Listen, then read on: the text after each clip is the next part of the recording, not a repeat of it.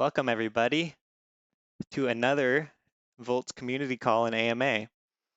Today we're going to talk about the pool settlement and rollover process, as well as discuss highlights from EthCC. And plus we're going to share some developer updates and talk about the ETH merge. So feel free to drop your questions in the chat channel, which you'll see as a part of this voice channel. I'll type a note there. Here it is, so you all can see where that is. Okay. So first off, I want to talk about EthCC, which was last week. So the EthCC conference in Paris, Simon and Nick represented Voltz Labs there. So I want to hear about, what the main takeaways were from this conference and what kind of feedback we got from other projects about where Voltz is today. So I'll pose this over to Nick first, and Simon can chip in as well. So Nick, can you give us some of the main takeaways from EthCC? I can jump in whilst. Sure, Simon, please. Bit of Discord. Funny how Discord does this sometimes. It's well, I don't want to kind of steal all of Nick's thunder, but yeah, Nick and I were out there. Nick was there for the whole week. I was there just for a few days, but I think two things that really stood out for me is like a very developer focused conference, and actually just seeing the number of very, very high quality teams building in this space. And that's not just teams that already exist. Actually, the one thing that really stood out for me is like the number of kind of like new people who are coming to the space still and looking for projects and looking for ideas. And actually, if we think about the fact that we're technically in a bear market, actually, if you'd gone to that conference, you wouldn't have any idea, because there are so many high quality teams looking for projects and looking for stuff to build, which will inevitably be ready as the market starts to kind of take off again. I thought that was a real standout thing for me. And then the other is actually just like the progress that Voltz is making as a protocol and as a community. We're 7 weeks since launch, and we're at 70 million of notional liquidity available to trade. There's about 10 million a week. It's pretty good going. Particularly given the market is clearly soft relative to where it was back in the beginning of this year, and there was all this kind of like CeFi meltdown that took place predominantly through June. So actually, as a project, we're doing incredibly well, and there's a lot of people that came up to us whilst we're there and pointed that out. And what that translated into really for us was, you think about the fact that as a project we're doing well, and we think about the fact that there are so many high quality teams looking for something to build. Actually, at the end of the conference, we ended up having a bunch of new teams that are kind of keen for picking up Voltz and finding a way to integrate and build on top of it.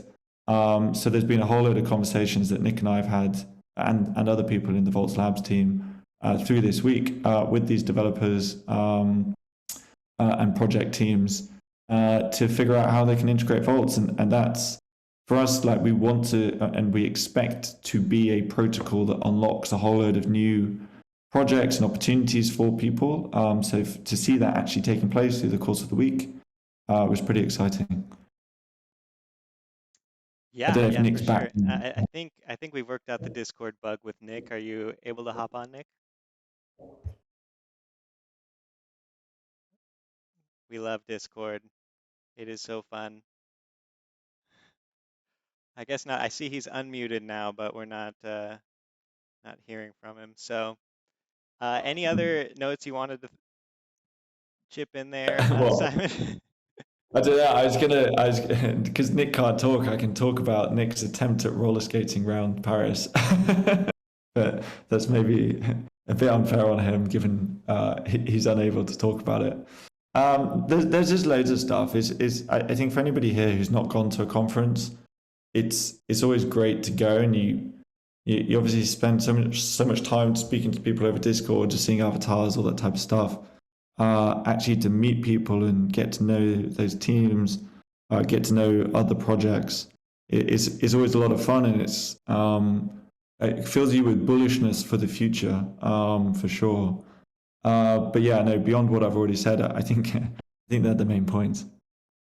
Okay, great. So let's move on for now, and if Discord is friendly to Nick, we can have him circle back his notes later. So let's talk about the merge a little bit, shall we? Today we put out a Twitter thread detailing a sample strategy for trading the merge.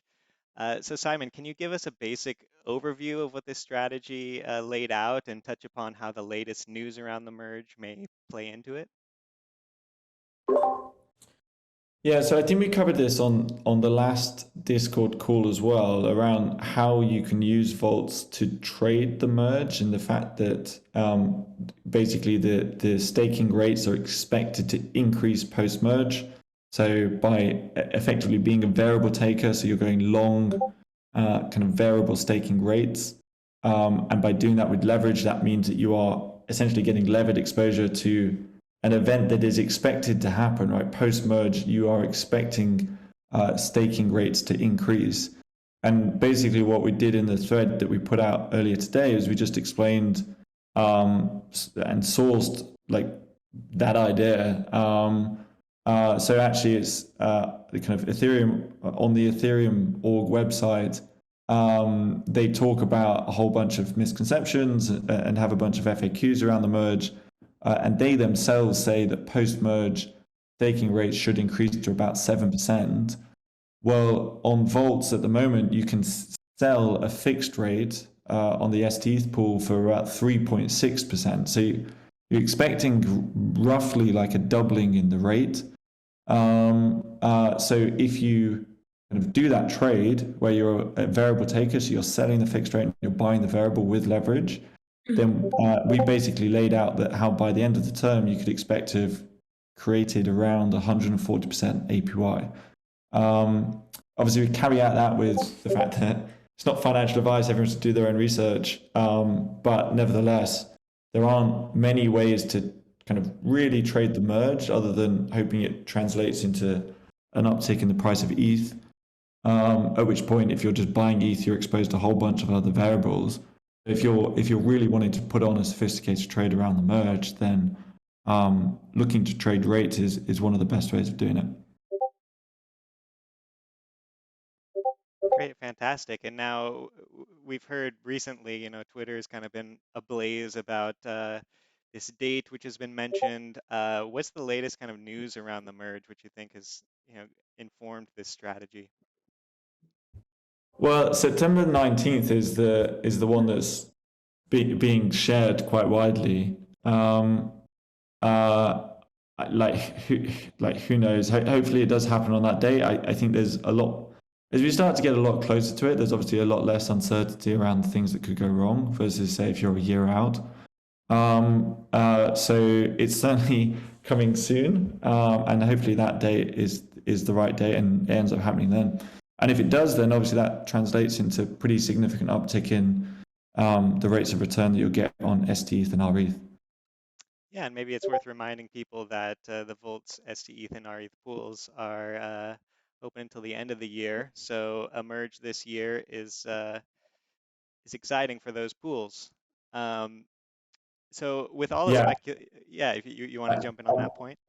yeah, and I was going to say, and just to remind everyone that you don't, because the pools are synthetic, you just deposit ETH in order to trade. So you don't have to deal with kind of any concerns, for want of a better word, around the value of STETH relative to ETH or RETH relative to ETH.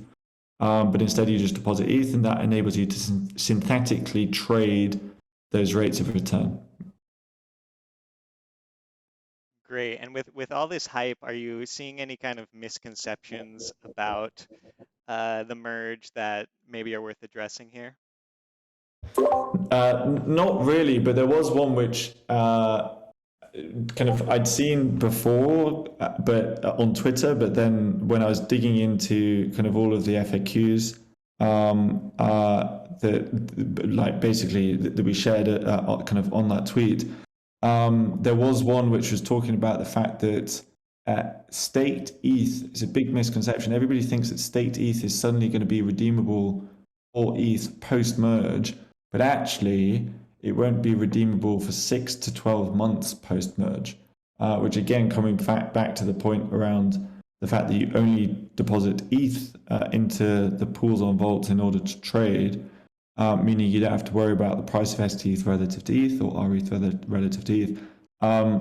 Like, I think that there's going to be a lot of people that are surprised when they can't redeem STETH or RETH directly for ETH after the merge, because they're not aware of the fact that there's this like 6 to 12 month lag for being able to redeem your staked ETH. But that was one thing which really stood out to me. I think, I don't know, I don't think it's wide knowledge actually that there is that 6 to 12 month lag. Yeah, absolutely. That came as a surprise to me. I know. I think, especially people who have had their ETH, locked up in maybe Rocket or Lido or even a validator node for a while. They've been kind of waiting for that, especially if they're in a validator node. They're kind of waiting for that liquidity. And something like the merge, you would think it's coming, but it looks like, in fact, withdrawals are planned for the Shanghai upgrade, which is going to come quite a bit later. Okay, Yeah, Will, exactly. can you hear me? yes. Okay, great. We're getting Nick now. Fantastic. So, It works. yeah, I'd love to circle back, have Nick, explain his takeaways from the EthCC conference now. All right. Sorry about the technical difficulties there. Discord never likes to make it easy. First takeaway is that is a just incredible gathering of builders, and with that, very hard to get tickets. Tickets sold out extremely fast. I recommend anyone who wants to go in the future snap them up quite early. As someone kind of mentioned, it was really cool to just see the awareness of Voltz growing. Even just going out and wearing the Voltz T-shirt, people recognizing the logo, chatting with us. A lot of really kind of technical folks, I would say, at EthCC compared to other types of conferences. So it's cool to really dig into the details, not just about DeFi protocols like Voltz, but into ETH specifically, things that are coming with the merge, some of the upgrades, and what's going to be possible with new types of scalability with proof of stake.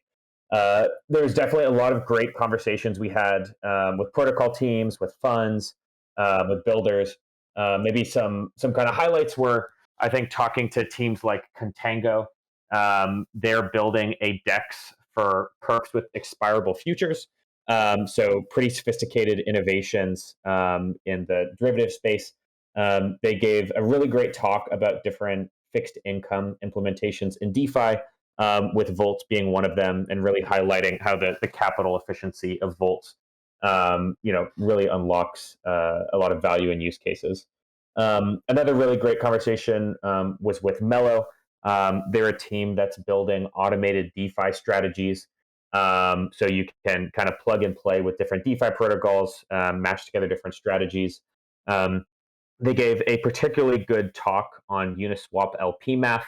Obviously, Uniswap and Voltz both use concentrated liquidity, so there's a lot of overlap in what you can deploy in terms of tick rebalancing on Uniswap and things you can do on Voltz.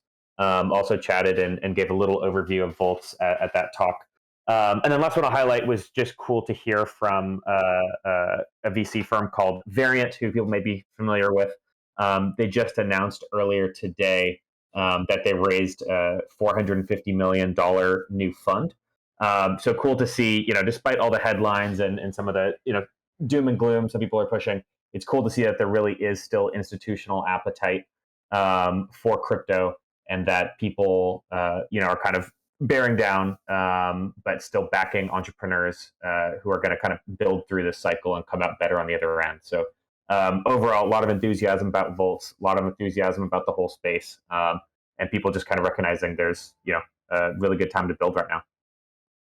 Yeah, fantastic. And I wanted to expand on that a little bit. Like, what was the overall kind of industry sentiment that you might have picked up in the air? And was there excitement leading up to the merge? Is anything you picked up there?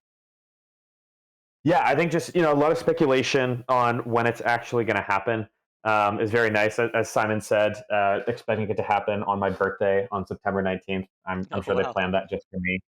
But no, Vitalik was floating around, giving some talks on kind of what's going to happen with sharding and new types of scalability once ETH does move to proof of stake.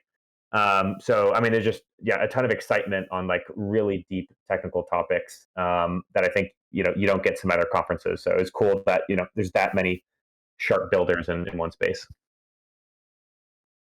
Yeah, absolutely. It's great that despite the headlines, I mean, just like us, heads down, so many builders out there that are continue to churn out amazing work.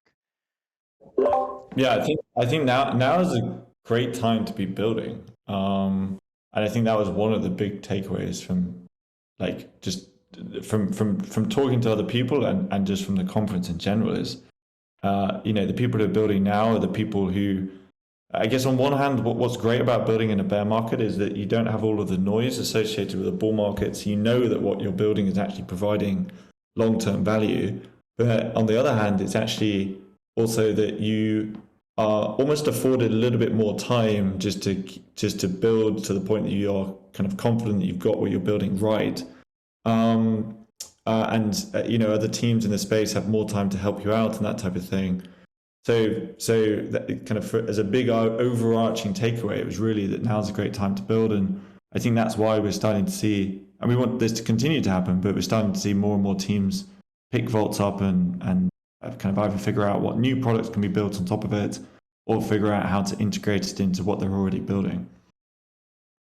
Yeah, absolutely. That's a great point. I mean, the signal to noise ratio is just so much improved compared to bull market hype. And like you say, we can really take the time to do it right rather than, get caught up in these hype cycles, which I think causes a lot of projects to maybe ship prematurely, or, kind of have a hair trigger, which is a little too reactive. So, there's some other exciting news coming up on the Voltz front. The ADI, CDI, and AUSDC pools on mainnet are nearing their maturity date, which is a really important moment in the Voltz protocol alpha journey, since these are the first pools that we've rolled out on mainnet. So let's talk about the rollover a little bit. Simon, let's start from the basics. Why is the maturity date important in IRS pools, and what does it mean to roll over your position? Yeah, so each pool on that we create on Voltz basically has a term. So the first kind of stablecoin pools that we created on the 1st of June, they had a 60-day term, which basically means that you're able to lock in a fixed rate for that 60-day term, or you're able to kind of sell the fixed rate in exchange for the variable again for that 60-day term. You can actually enter at any point in that term, so you could enter 30 days in, at which point there's 30 days left. But ultimately, there has to be an end. And what is happening is actually on Sunday, depending on what time zone you are, but for us, it's happening on Sunday. It is that these first sets of pools are kind of coming to an end, which means that you can settle and basically realize the P&L that you've accrued throughout the course of that term. But then immediately, kind of after that, these new pools are launching as well, which means that you are able to, and we've made this really simple for people, you're basically able to roll over your existing position into the new pool, which means that if you're wanting to do this, you can just keep trading the same position, be it either a fixed taker or a variable taker, from one pool to the other, which is obviously massively simplifying it down for people. Great. Now, I'd love to bring up our CTO, Arthur, now to give us an overview of the settlement and rollover process for traders in these pools. Arthur, are you online? Sure. Yeah, thanks, Will. Hey, everyone. Sure, yeah. We recently put out a guide in our resource center, which I'm gonna drop a link to in our chat, where we try and describe how the rollover process can take place in our UI. And I thought what would be helpful to do during this community call is just walk through step by step through the guide and talk through the main steps that the user needs to take to either settle their position in one of the three pools that are going to mature at the end of this week, or if they don't want to settle, but instead want to kind of take their margin out, settle their cash flows, and push it into the new pools that they're about to deploy, then that's also possible. So let me just perhaps share my screen and do like a little walkthrough of how that can work. So our team has done a great job publishing an article. Will, I just want to confirm if everybody can see this. Yes, looks good. Awesome. Yeah. So the rollover process effectively it works in the following way. So the first step for any given trader or liquidity provider is to head over to the portfolio page. And obviously for the liquidity providers, that's going to be under the liquidity providers positions page.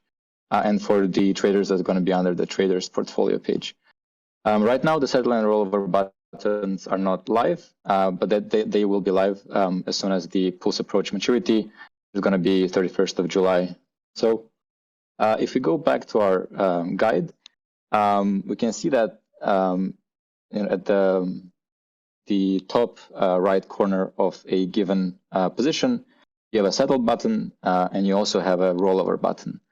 So as soon as you navigate to one of your positions, you can either click settle, which is going to calculate the amount of cash flows that you have generated based on your swap positions, and then append them to your margin, and then immediately withdraw them to your wallet. If you wish to kind of settle your position and then refunnel it into a new pool, which is starting as soon as the old pools mature, then you can head over to the rollover page by clicking the rollover button.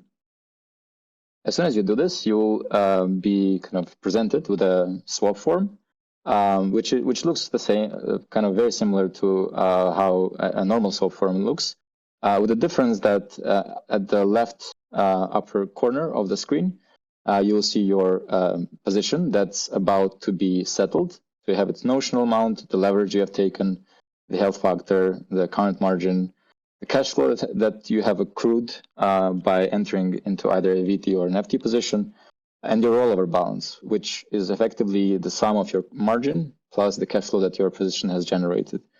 One thing to note is that if you look closely into your balance, this balance reflects the amount of underlying tokens, such as USDC, that you have in your wallet, plus the rollover balance that will be automatically reused and refunneled into a new position. So within the swap form, you're effectively then able to choose whether you want to stick to being a fixed taker or, for example, switch to being a variable taker, provide a given amount of notional margin, choose your leverage, and then click settle and trade. And as soon as you do that, this is going to trigger a single transaction, which patches together both the settlement transaction, the withdrawal of your margin, and then refunneling of that margin into a new position on the new live pool that will be deployed as soon as the old pools mature. And that effectively describes the full flow that the user would have to go through in order to roll over their existing position from a matured pool into a new one, which will be active, and that will be possible so we'll be doing it on Monday. Cool. So I guess that's a high-level overview of settlements and rollovers, and those changes in the UI will be live as soon as the pools mature. Yeah, fantastic. It is the UI makes it so intuitive to roll over your positions into the new pools. That's really cool stuff. And I understand there are some other updates on the dev side of things, specifically to the Voltz Periphery.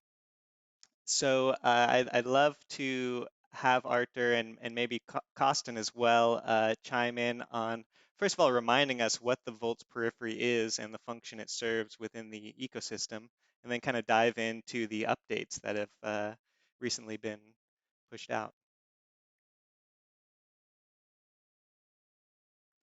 So let's see. Sure, Costin, you want to dive in?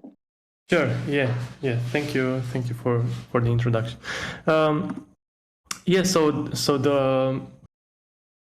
So the Periphery is the smart contract that wraps around the Voltz core, and it abstracts away the complexity of interacting with the core directly. So each pool has some underlying smart contracts, such as the margin engine and the VMM.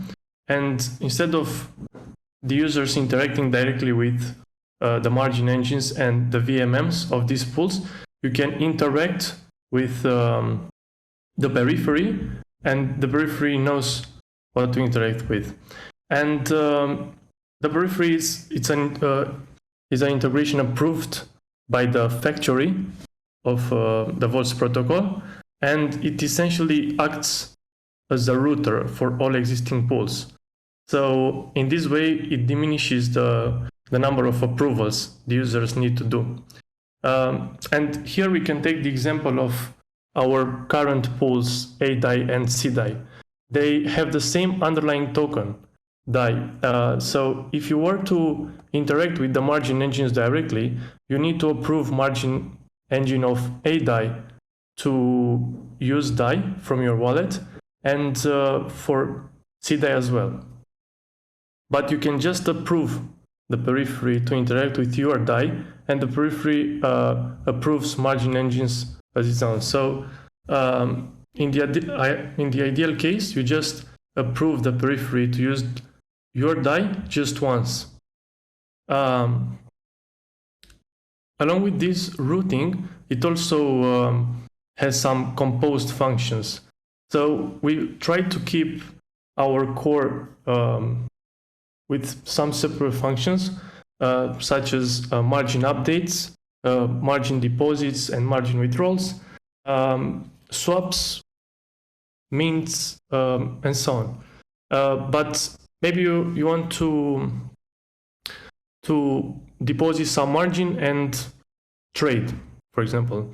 And in order to improve the UX for the users, we just add some function to the Periphery called deposit margin and trade.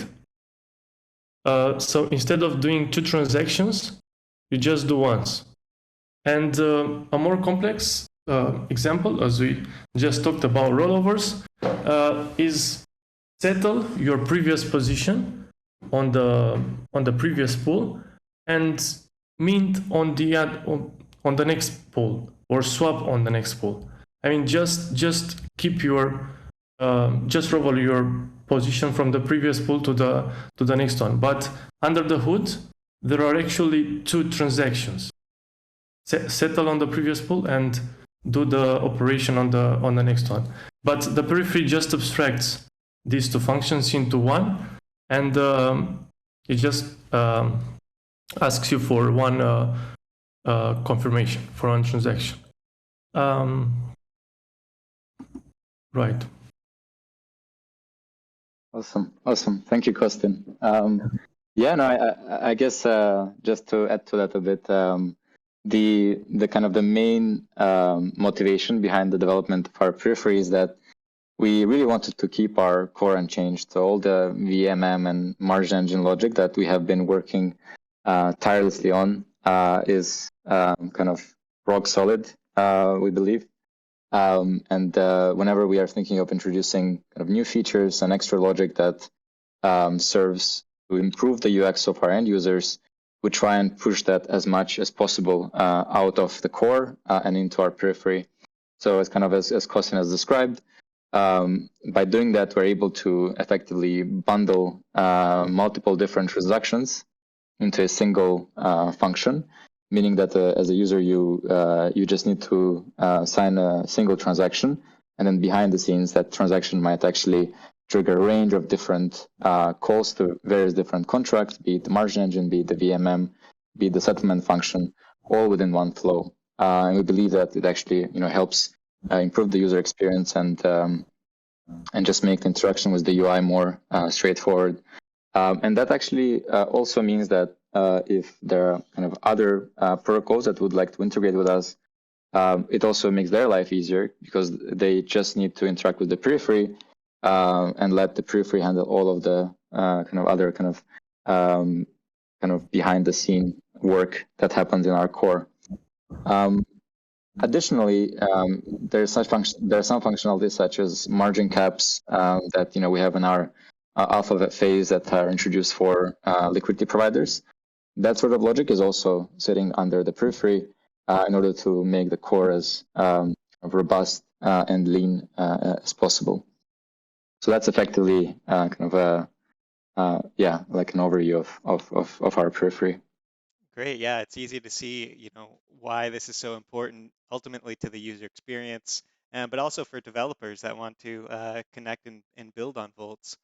So I understand there are some recent updates to the periphery. Maybe you can touch upon those a bit. Sure. Yeah. Well, the main things that we have done to kind of make the periphery more powerful is the rollover logic, which I really want to give Joanna, one of our rockstar engineers, for kind of pulling it off. Some other changes that we have introduced are some minor fixes to the margin withdrawal logic, but last but not least is we have spent a lot of time thinking about how we can resolve the issue of people having to reapprove ERC20 transactions every time we need to kind of change the periphery. So before the recent updates, whenever we wanted to introduce new logic into our periphery, we needed to redeploy it, which meant that the periphery would have a new address, which then meant that all of the old approvals that have been accrued to the old periphery would no longer propagate. And this meant that people had to kind of spend extra gas redoing their approvals. So we kind of spent a bit of time thinking about this issue and kind of decided to make our proxy upgradable. And what it means is that kind of in general, by design, smart contracts are immutable. But kind of on the other hand, software quality, heavily depends on kind of the ability to kind of upgrade and iteratively improve it based on learnings that we get from our community. And even though kind of that's quite a challenging task in an immutable blockchain environment, we have relied on the Open Zeppelin upgrades library that effectively resolves this in a way that's quite battle tested and has been kind of a proven standard adopted by a range of kind of other DeFi protocols. And the way it works is that right now we only have a single periphery proxy contract, which acts as like a storage that keeps track of things like margin, caps, or LPs, but also holds the state of approvals that people and the users have granted for their ERC20 tokens. And then the actual implementation logic of the periphery is on a different contract that the proxy is able to kind of delegate call into, meaning that whenever we need to introduce a new feature or kind of patch and introduce a new change into our periphery, it's as simple as just deploying a new implementation contract and then upgrading our proxy to route its calls to this new implementation contract, which means that we're able to continuously learn from our community, introduce new features to our periphery, while still maintaining the nice UX of not having to kind of reapprove ERC20 transfers every time there's new changes to our periphery. And that kind of is the gist of what we have done to make the periphery more robust, stronger, and future-proof. And just to kind of summarize, our main goal with our kind of UX is to make sure that it's flawless, and make sure that transactions are as bundled as possible, make sure that the number of approvals is minimized, while still maintaining our core clean, unchanged, and bulletproof. So I guess that's kind of the main updates on the periphery front. Yeah, great. Thanks for diving into that. I mean, I love any chance we get to kind of glimpse into the work that the engineers are doing on Voltz is really fascinating because it's just so groundbreaking what the team is doing. and it's fascinating to hear sort of the nitty gritty. I know that was still really high level, but uh, really good stuff. And to all the builders out there, feel free to ping one of the devs to ask to dive into any of these topics further. So with that, I think it's a good time to jump over to some community questions. So I'm seeing we have a couple lined up here, and I'll just kind of pose this to anyone that wants to pick it up. So first we have Zek, who asks, in the last AMA, Voltz Labs released the SBF, a backtesting tool. For general users, it seems that it will be rarely used. Wondering if the next goal of the team is to focus on developing tools or platforms for teams that need strategies. So maybe there's some misunderstanding there about why things like the SBF actually do serve end users, and maybe we can clarify some of the points within that question. Yeah, sure. So the SPF it's like a piece of infrastructure with that we kind of knew needed to be built, and we had feedback from kind of various kind of like trading teams that they wanted something like that, such that they can kind of basically test trading strategies in a more sophisticated way. What's really interesting in the question, though, is the fact that it kind of points to the fact that it wouldn't be used, I guess, by a more general user of the protocol. But what it does do is it lays the foundations for other teams who are perhaps building strategies that kind of people can easily invest into. They can actually use that backtesting framework too when developing those strategies. So it's like a piece of infrastructure that actually enables a lot more to be built, whilst also at the same time being something that was clearly needed by like a bunch of trading teams that we were talking to at the time. So it serves two purposes, I guess is the point, and that's why we're quite excited to show it to everybody. Yeah, great. And just one thing to add to that, I think the main part in my mind of the SBF is that it's which is something we're kind of actively thinking about, is that once the strategies are backtested, it's relatively straightforward to turn the SBF into a live trading engine, which can effectively supply signals that can then flow onto on-chain protocols or vaults or aggregators that consume them and make trading decisions based on those signals.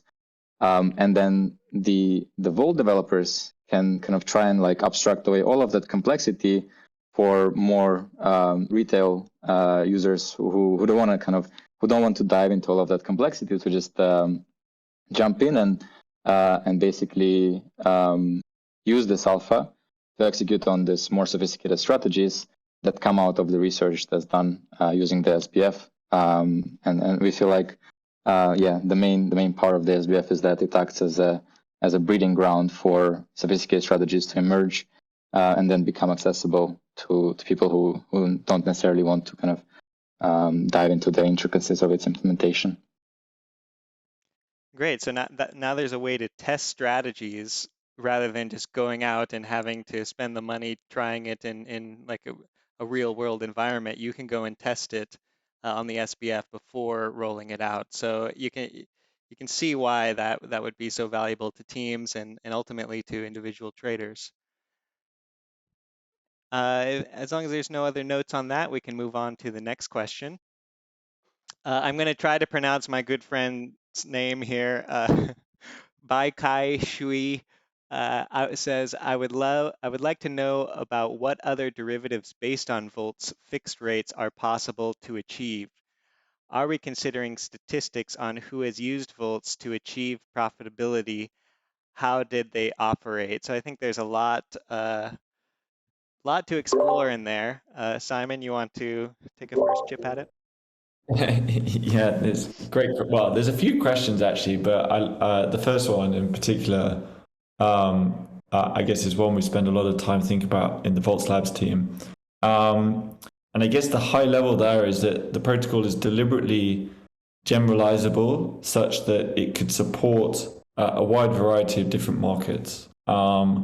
And that's not just driven off the fact that the protocol is generalizable in design. It's also driven off the fact that the markets are synthetic. So long as there is a rate oracle bringing in a variable rate, and at the moment, obviously, that all exists for kind of variable rates that are accessible on chain. But it doesn't have to be the case in the future, or rather, we don't have to have an on-chain rate oracle. The data still needs to be on-chain. That means that we can create a market for it. So that kind of, without giving too much away about the future, because there's loads that we're kind of thinking about and exploring and assessing. But there are kind of various different markets that go well beyond just yield that can be created on the protocol, which is pretty exciting. On the second point, there's well, I guess we spend a lot of time just looking at the Dune dashboard. So all the data is accessible on chain, and all of the different interactions that different traders have made. We haven't spent loads of time drilling down into individual traders, but we have been looking at the most kind of macro level, how people are using the protocol, kind of which pools people are kind of using the most, which types of trades people are kind of taking the most.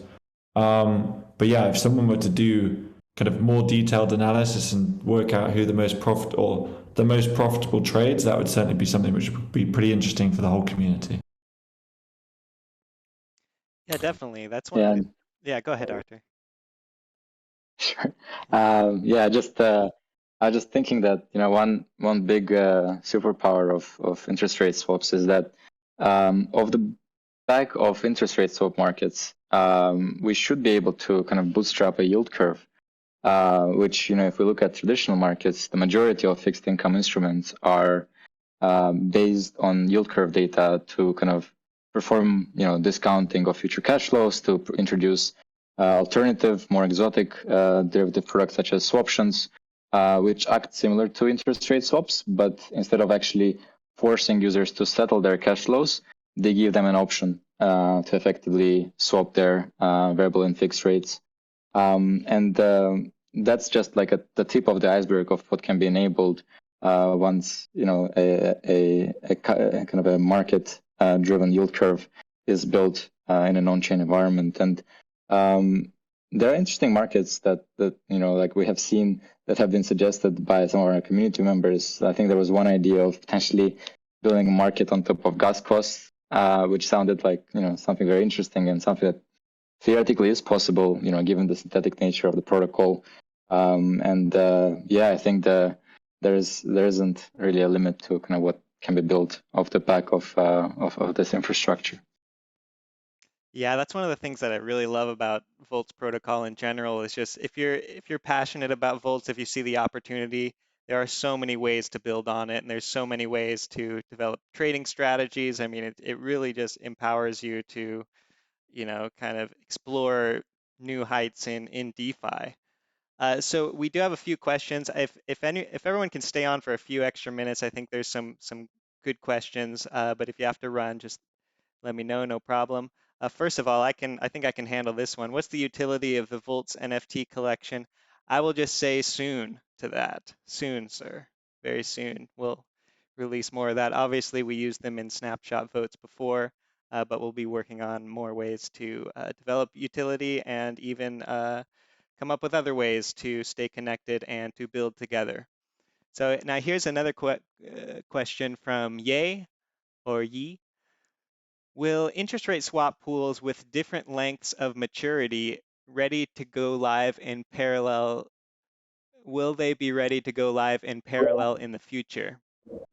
Yeah, it's a good question, and I just saw it pop up, and I think it might have popped up off the back of Art's talking about yield curve. So for these next set of pools, I guess the short answer to that is no. Simply because it's going to create liquidity fragmentation across the different terms. But there is clearly nothing stopping us from launching multiple pools at the same time with different maturity dates. And that is kind of, if we continue to grow the way that we have been, it's something which we want to do in the future. and that then enables you to have multiple points on your yield curve into the future, which is obviously the way that kind of fixed income markets work in traditional finance. There's really loads and loads and loads of different instruments with all sorts of different maturity dates, which means you can build a yield curve for various different points in time. DeFi is clearly way more nascent, and therefore we don't want to basically create a whole bunch of different maturities and end up with this kind of like we said, liquidity fragmentation that basically renders or risks rendering all the pools useless because you've created too many at one point. But instead we want to kind of grow over time and then over time introduce multiple maturities such that you start to have a yield curve existing into the future, or rather you start to have multiple points on your yield curve into the future. Great, and that's maybe somewhat related to this other question, which can help us and clear up the fundamentals about Voltz and the LP pools in general. Do all traders face the same LP pool? Like each trader has their USDC margin account and the USDC LP pool is the aggregate margin account on the other side for all USDC maturities? That's a question from MJ there. Simon, can you tease apart that one and maybe see what they're getting at? I can. I don't know if, like, rather than me answering everyone, I don't know if you want to answer this. Yeah. So the way it works is the liquidity actually doesn't work across maturities. So every pool has its own underlying yield-bearing asset and its own maturity. And within that, there's a set of liquidity providers that pool their funds to kind of enter into trades with kind of variable takers and fixed takers. As a trader, whenever you enter into a swap, your counterparty is effectively a liquidity provider who happens to be in the fixed rate range within which you are trading, within which the current market conditions are trading. And then in a scenario where there is a trader who comes and kind of swaps liquidity from the other side of the market, that causes the LP's margin to be recycled, meaning that your counterparty then becomes that kind of new trader. But at the highest level, kind of the funds are pooled, and there is effectively no risk. The risk isn't really centered around the one single entity. The risk is effectively spread across various different traders and liquidity providers within the kind of fixed rate ranges that are available on the protocol. Great, thanks for that answer. And I think with that, it's about time to wrap it up. I just want to give a big shout out to everyone that asked questions, to Simon, Arthur, Nick, and Costin for taking the time out of their busy schedules to join this community call. I know everyone appreciates it. And this was a great call. So thank you so much, everyone, for joining us. And we look forward to keeping the building going on Voltz protocol. Bye-bye, everyone. Thanks. Thanks, everyone. Bye. Bye-bye. See